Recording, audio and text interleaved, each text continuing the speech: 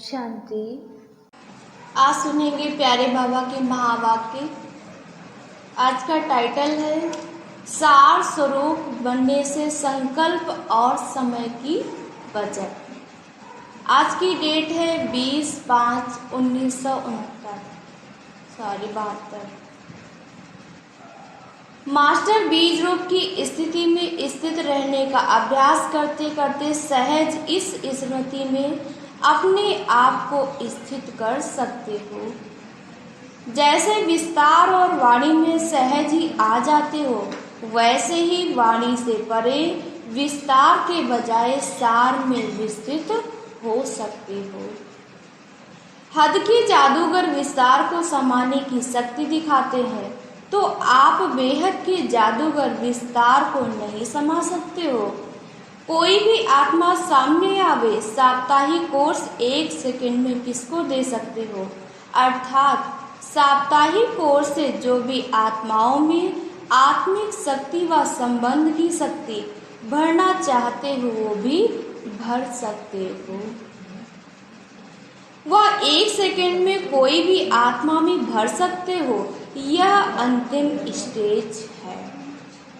जैसे कोई भी व्यक्ति दर्पण के सामने खड़े होने से ही 1 सेकंड में स्वयं का साक्षात्कार कर लेते हैं, वैसे आपके आत्मिक स्थिति शक्ति रूपी दर्पण के आगे कोई भी आत्मा आवे तो क्या 1 सेकंड में स्वस्वरूप का दर्शन व साक्षात्कार करा नहीं सकते हो? बाबा ने कहा वह स्टेज बाप समान लाइट माइट और माइट हाउस बनने के समीप अनुभव करते हो, वह अभी यह स्टेज बहुत दूर है। बाबा ने कहा इसी समय उस स्टेज की अनुभव करते हो कि बहुत दूर है। तो बाबा ने कहा जबकि संभव समझते हो, फिर अब तक ना होने का कारण क्या है? जो संभव है लेकिन प्रैक्टिकल में अब नहीं है, तो जरूर कोई कारण होगा। बाबा ने कहा करते तो हैं प्रैक्टिस, लेकिन प्रैक्टिकल में नहीं है, तो उसका कुछ तो कारण है। तो बाबा कहते ढीलापन भी क्यों है? ऐसी स्थिति बनाने के लिए मुख्य कौन से अटेंशन की कमी है? जब साइंस ने भी अनेक कार्य 1 सेकंड में सिद्ध कर दिखाए हैं, सिर्फ स्विच ऑन और ऑफ करने की देरी होती है, तो यहाँ वह स्थिति क्यों नहीं बन पाती? मुख्य कौन सा कारण है? दर्पण तो हो, दर्पण के सामने साक्षात्कार होने में कितना टाइम लगता है? अभी आप स्वयं ही विस्तार में ज़्यादा जाते हो। जो स्वयं ही विस्तार में जाने वाले हैं, वह और कोई को सार रूप में कैसे स्थित कर सकते हैं? बाबा ने कहा कि खुद जब विस्तार में जाते हैं तो दूसरे को भी सार में कैसे कर सकते हैं? कोई भी बात देखते व सुनते हो तो बुद्धि को बहुत समय की आदत होने के कारण विस्तार में जाने की कोशिश करते हो। जो भी देखा व सुना उसके सार को जानकर और सेकंड में समा देने का व परिवर्तन करने का अभ्यास कम है, इसलिए विस्तार में जाते हैं। क्यों? क्या कि विस्तार में ना चाहते भी जले जाते हैं। इसलिए जैसे बीज में शक्ति अधिक होती है, वृक्ष में कम होती है। वृक्ष अर्थात विस्तार। कोई भी चीज का विस्तार होगा तो शक्ति का भी विस्तार हो जाता है। जैसे सैक्रीन गोल तार की चीनी और वैसे मिठास में फर्क होता है ना, वह अधिक क्वांटिटी यूज करनी पड़ेगी। सैक्रीन कम अंदाज में विस्तार ज़्यादा होगी। इस रीति से कोई भी बात के विस्तार में जाने से समय और संकल्प की शक्ति दोनों ही व्यर्थ चली जाती है। बाबा ने कहा विस्तार में जाएंगे तो दोनों शक्तियाँ व्यर्थ चली जाएंगी। व्यर्थ जाने के कारण वह शक्ति नहीं रहती। इसलिए ऐसी श्रेष्ठ स्थिति बनाने के लिए सदा यह अभ्यास करो कोई भी बात के विस्तार को समाकर सार में स्थित रह सकते हो। तो बाबा कहते ऐसा अभ्यास करते करते स्वयं सार रूप में बनने के कारण अन्य आत्माओं को भी 1 सेकंड में सारे ज्ञान का सार अनुभव करा सकते हो। अनुभवी मूर्त ही अन्य को अनुभवी करा सकते हैं। इस बात के स्वयं की अनुभवी कम हो, इस कारण अन्य आत्माओं को अनुभव नहीं करा सकते हो। जैसे कोई भी पावरफुल चीज में व पावरफुल साधनों में कोई भी चीज को परिवर्तन करने की शक्ति होती है। जैसे अग्नि बहुत तेज अर्थात पावरफुल होगी तो उसमें कोई भी चीज डालेंगे तो स्वतः ही रूप परिवर्तन में आ जाएगी। तो उसमें बाबा ने कहा अगर अग्नि पावरफुल नहीं है तो कोई भी वस्तु के रूप को परिवर्तन नहीं कर पाएंगे। ऐसे ही सदैव अपने पावरफुल स्टेज पर स्थित रहो तो कोई भी बातें जो व्यक्त भाव व व्यक्त दुनिया की वस्तुएं हैं वह व्यक्त भाव में रहने वाले व्यक्ति हैं आपके सामने आएंगे और आपके पावरफुल स्टेज के कारण उन्हों की स्थिति व रूप रेखा परिवर्तन हो जाएगी। जैसे बाबा ने कहा अग्नि में कोई चीज डालने से उसका रूप परिवर्तन हो जाता है, तो बाबा ने कहा कई आत्माएं आपके सामने आएंगी, अगर पावरफुल होंगे तो उनकी स्थिति भी परिवर्तन हो जाएगी। तो बाबा ने बताया व्यक्त भाव वाले का व्यक्त भाव बदलकर आत्मिक स्थिति बन जाएगी। व्यर्थ बात परिवर्तन होते समर्थ रूप धारण कर लेगी।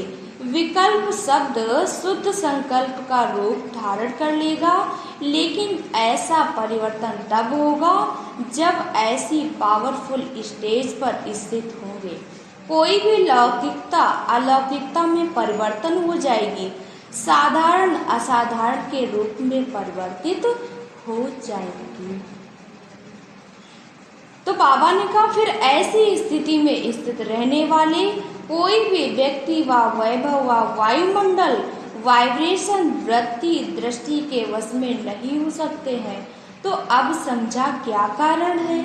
एक तो समाने की शक्ति कम है और दूसरा परिवर्तन करने की शक्ति कम है। बाबा ने 2 शक्तियां बताई, एक तो समाने की शक्ति कम है और दूसरा परिवर्तन करने की शक्ति कम है। अर्थात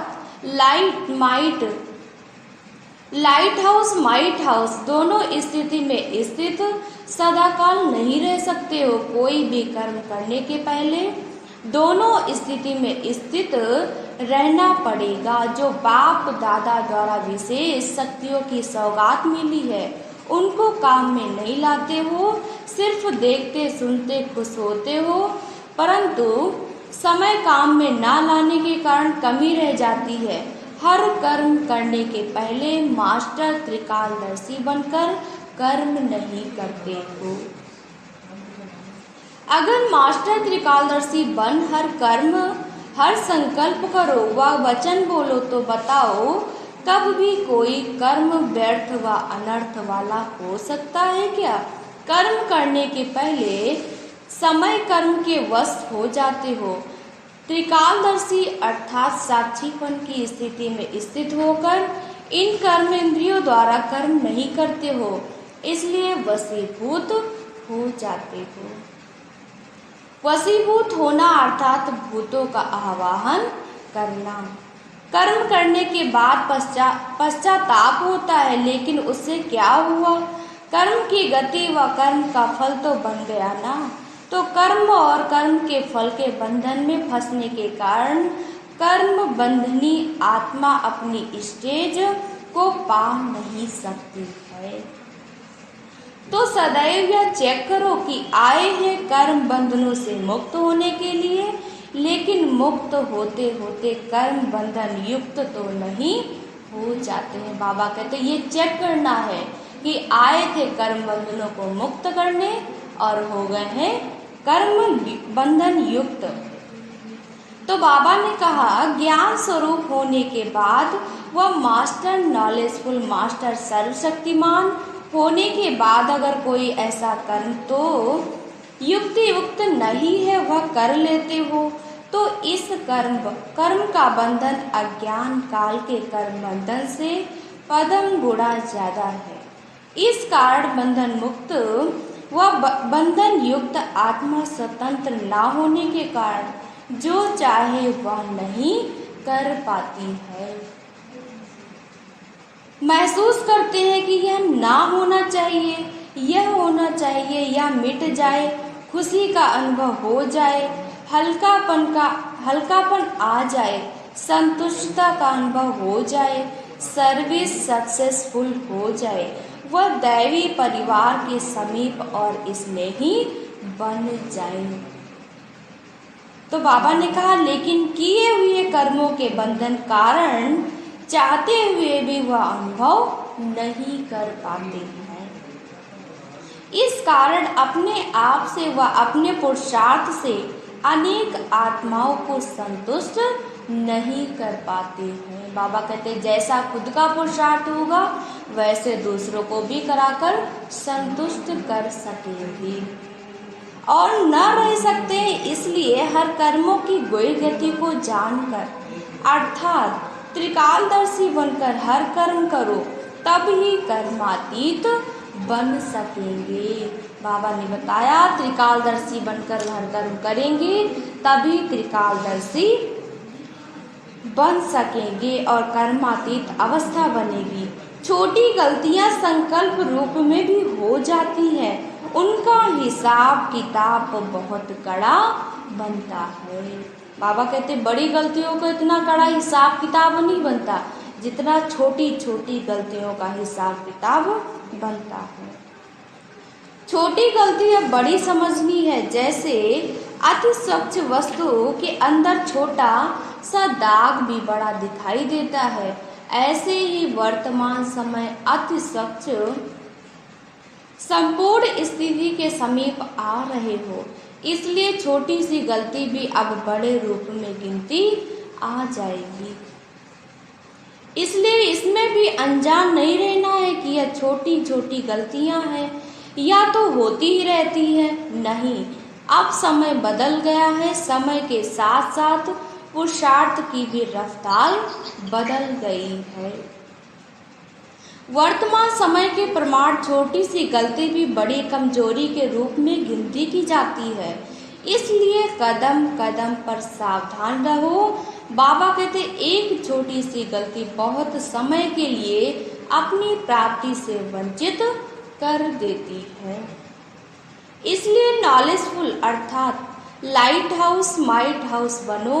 अनेक आत्माओं को रास्ता दिखाने वाले स्वयं ही रास्ता चलते चलते रुक जाएं तो औरों को रास्ता दिखाने के निमित्त कैसे बनेंगे। बाबा ने कहा खुद ही रास्ता चलते चलते रुक जाएंगे तो दूसरों को रास्ता क्या बताएंगे। इसलिए सदा विघ्न विनाशक बनो। अच्छा, ऐसे सदा त्रिकालदर्शी बच्चों को कर्मयोगी बन चलने वाले बच्चों को याद प्यार और नमस्ते। हम रूहानी बच्चों की रूहानी बाप दादा को याद प्यार और नमस्ते। आज की मुरली का सार है, ज्ञान स्वरूप होने के बाद वह मास्टर नॉलेजफुल मास्टर सर्वशक्तिवान होने के बाद अगर कोई ऐसा कर्म हो जो युक्ति युक्त नहीं है वो कर लेते हो तो इस कर्म का बंधन अज्ञान काल के कर्म बंधन से पदम गुणा ज्यादा है। इस कारण कर्म बंधन युक्त आत्मा स्वतंत्र ना होने कारण जो चाहे वह कर नहीं पाती है। बाबा कहते खुद के ऊपर कर्म बंधन है तो दूसरे के कर्म बंधन छुड़ा सकेंगे क्या? ऐसा नहीं। अच्छा, ओम शांति।